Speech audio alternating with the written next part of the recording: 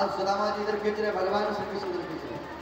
अब ये लीला को रुक्मिणी देख रहे हैं, कह रहे हे नाथ, आप ये अपने मित्र के साथ में क्या कर रहे हैं? ऐसे कोई मित्र के साथ में करता व्यवहार? छीना छपटी हो रहा है वो चावल का। भगवान खींच रहे हैं और सुदामा जी किसे खींच रहे हैं? नहीं मित्र, नहीं मित्र, आपका इज्जत चला जाएगा। अब भगवान श्री अंतिम में छीन लिए। बोले अभी भी आप गुरुकुल में गुरु माता चना देते थे और आप अकेला खा जाते थे, और आज भी हमारे भाभी का दिया हुआ चावल अकेले खाना चाहते हो? सुदामा जी का आपको आंसू आ गए। बोले मित्र, अभी भी आपको गुरुकुल की बात याद है? बोले हाँ मित्र, अभी भी नहीं भूला। तंतु में रुक्मिणी को कह रहे हैं ये खाने पीने के मामला में बड़े स्वार्थी हैं। गुरुकुल में गुरु माता चना देते थे, ये अकेला खा जाते थे, हमें नहीं देते।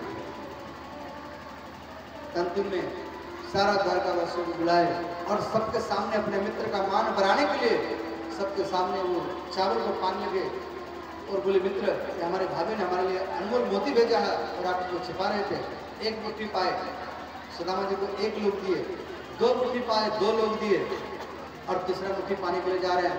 तो रुक्मिणी जो है वो देवी लक्ष्मी का अवतार है। अब मन में बातें कर रहे हैं भगवान से, हे नाथ, आपने एक मुट्ठी में अपने मित्र को एक लोग दिया, दो मुट्ठी में दो लोग दिया, अब तीसरा मुट्ठी पाने के लिए जा रहे हैं, तीनों लोग दे देंगे, आप कहाँ रहेंगे? आप कहाँ रहेंगे? देखो, आप भगवान से मांगेंगे 19 तो आपको भगवान देगा 20, और उसी का नाम है द्वारकाधीश। बोलिए द्वारकाधीश भगवान की। अब यहाँ भगवान कह रहे हैं देवी, हमारे मित्र के पास एक चावल था और उसका मूल पूंजी था और हमें समर्पण कर दिया था। चावल का एक दाना बचा हुआ था, वो हमें अर्पण किया था, तो आधा हिस्सा मैंने दिया। सुशीला को श्रृंगार की आभूषण, स्त्री के शरीर पर जो आभूषण होता है, श्रृंगार होता है, वो पति को होता है। तो सुशीला को आशीर्वाद दिया, आप कभी बूढ़ी में हमको युक्ति बनकर करेंगे और जो आभूषण उनको पति को प्रसन्न करने के लिए। उसके बाद अब सुदामा जी कह रहे मित्र, द्वारका में रहते रहते हमें कई दिन हो चुका है, अब मैं वापस जाना चाहता हूँ। बोले मित्र, अभी तो आप आए हैं तो कैसा आप जाएंगे? अभी जाने हम आपको नहीं देंगे, आप रुकिए भी कुछ दिन और रुकिए। तो सुदामा जी को रोकने के लिए भगवान श्री कृष्ण ने राम कथा बैठाए। तो 1 महीना तक राम कथा चला। तो सुदामा जी दिन में कथा करते थे और रात में भगवान श्री कृष्ण को कथा को लीला के रूप में दिखाते थे। अंत में सुदामा जी के नाम पर भंडारा किए और सुदामा जी का विदाई हो रहा है।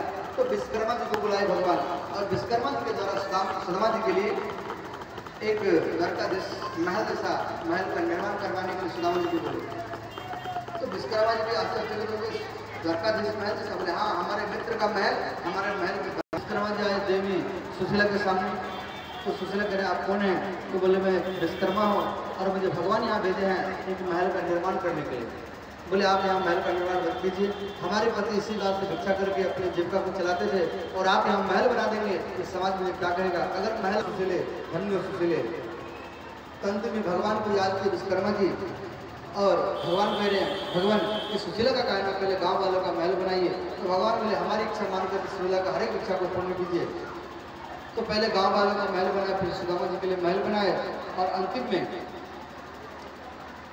सुदामा जी के लिए महल बनकर तैयार हो गया और सुशीला उसी महल में नहीं गई, क्यों? सुशीला एक पतिव्रता स्त्री है।